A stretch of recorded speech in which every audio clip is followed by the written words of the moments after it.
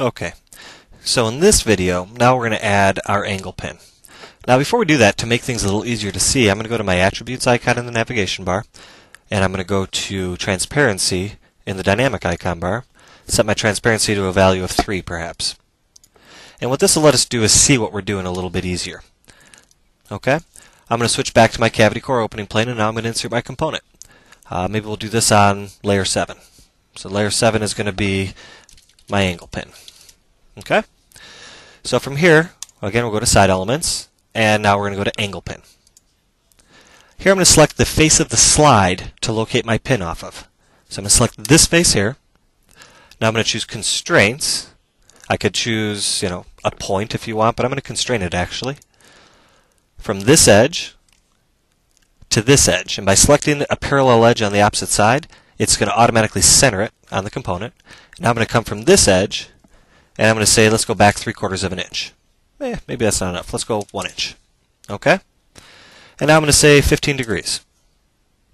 And now I'm going to choose the face of the position, or the face to position the component on. In other words, what face is this angle pin going to terminate it at?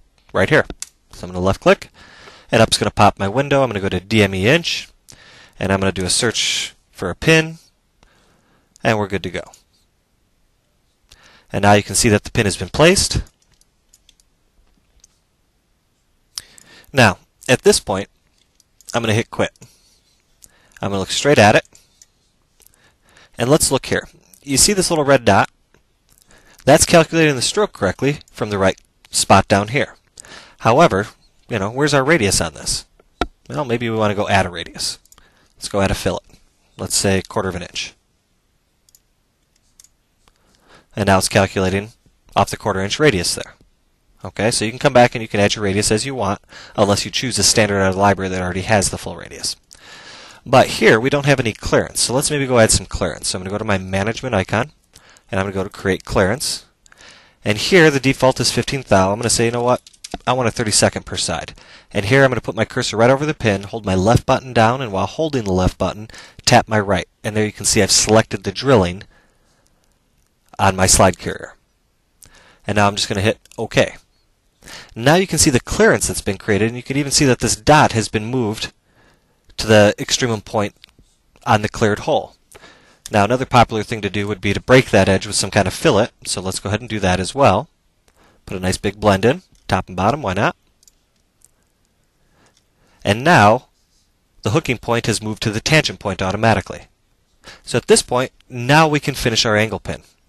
Right now, this dimension is giving us the stroke that we want versus the stroke with the standard length pin.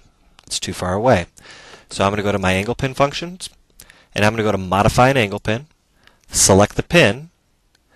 There's my stroke of 3/8 of an inch. I could keep my standard length pin and change my angle to 5.26 degrees. Don't want to do that. How about we adjust the pin length from a standard 7-inch pin to 3 inches, 4/78 and 5/10. Okay? So I'll do that. And once I select that button, you can see it trims it up. Now we could also change the diameter of the pin here, right? So here I just grabbed a smaller diameter pin. You can see my drillings and everything else updated automatically. And now trim that pin back. Why not? And like that, I'll say OK.